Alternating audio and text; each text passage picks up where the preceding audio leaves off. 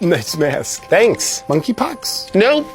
Still doing the original. Vintage. I like it. Kind of like bell bottoms for your face. Did you hear the people that run Biden decided to cancel student loans? Yep. What are your feelings on that? Well, I think instead of having the person who decided to take out a loan based on their own free will to pay their loan, it's a much better idea to have you and I pay their loan through our tax dollars. It kind of does drive home the lesson that self-responsibility isn't going to get you anywhere in life. Exactly. And we get to have all the expense of paying for college without getting any of the degrees. I'd pay money not to have a degree. You are. Oh, also, did you hear Mark Zuckerberg on Joe Rogan's podcast? I didn't know Rogan had a podcast. Yeah, he started one. He's just trying to get the thing going. How was the Zuckerberg interview? Well, listening to an interview with the world's most boring person, you'd be surprised at how Mark Zuckerberg was the exact amount of boring you thought he'd be. Sounds riveting.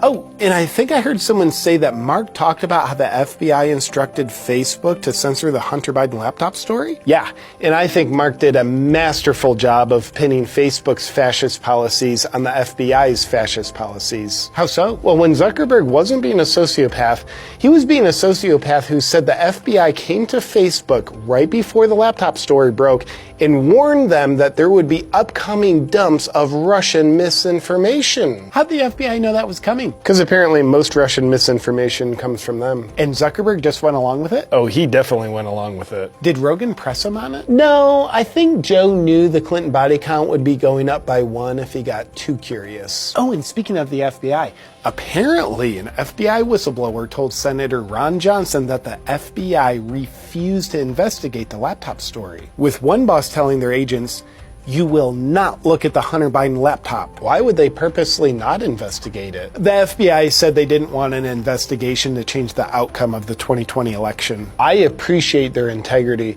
because it would hurt our democracy if truth and reality influenced how people voted. Do you think the FBI's raid on Trump was legit? 100%.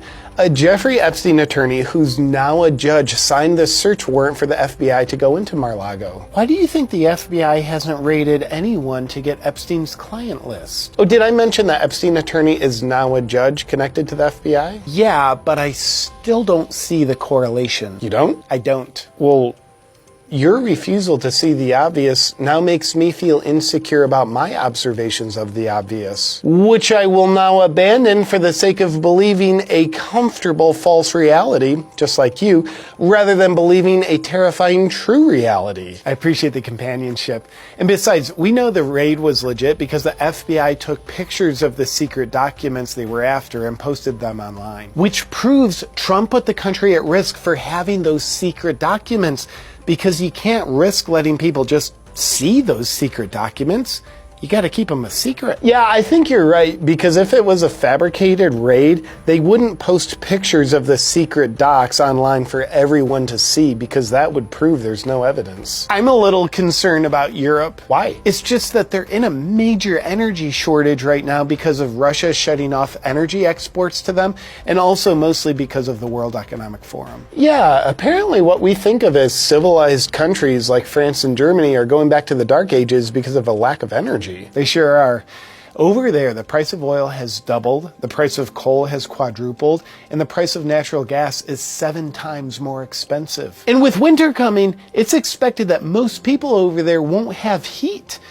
And we're on a similar trajectory. It sucks for them, but that could never happen here. I get really nervous when people say that, because it's usually a really bad omen about what's about to... Don't worry, we should be good.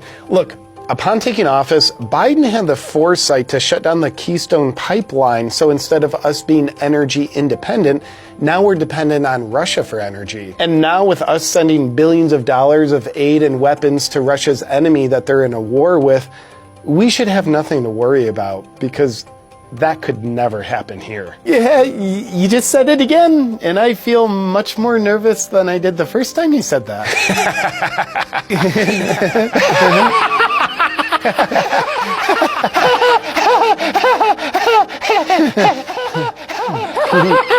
And besides, with a Rhode Island-sized country of Russia, we're doubly good because Biden is obeying the marching orders of the World Economic Forum and their Green New Deal. But when their green policies are implemented, they just create poverty. Exactly. That's why it's good.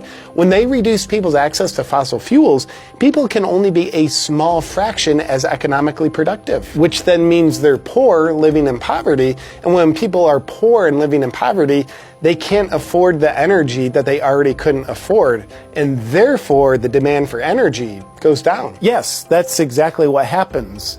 I just don't see it as a good thing. You gotta try optimism, man. The glass of the economy isn't half empty. It's completely empty. And you just gotta condition yourself to see it that way through enough gaslighting. Oh, and California's leading the way on that. Did you see they've banned the sale of gas-powered cars by the year 2035? Only electric cars from then on out. Yeah, and did you see 6 days later, California then told their residents not to charge their electric vehicles because their power grid isn't strong enough? I could be wrong, but it seems like that's a problem. How can the state force people to use electric cars when they can't even provide power to charge their electric cars? Again, not a problem. Most people actually can't afford to buy an electric car, so that problem is actually a non-issue, and therefore their solution is valid. Makes sense when I don't think about it too much.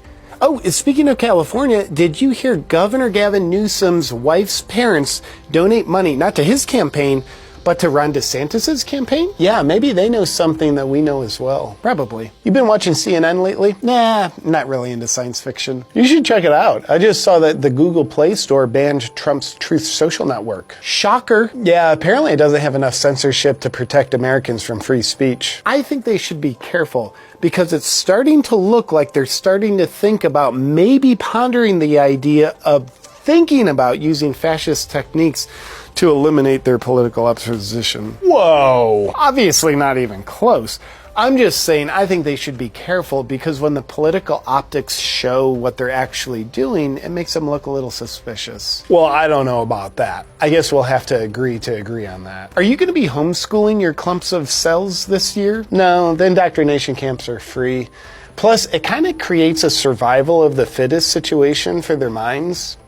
And I'm curious to see if my kids' minds are strong enough to survive. That's a very optimistic way of looking at the abuse. Well, I've got to go cut some firewood. You going camping? No, I'm just going to give it a valid attempt to survive the upcoming winter. Good luck. Hey, is that the FBI? Shit, I've got this domestic terrorism symbol on my shirt.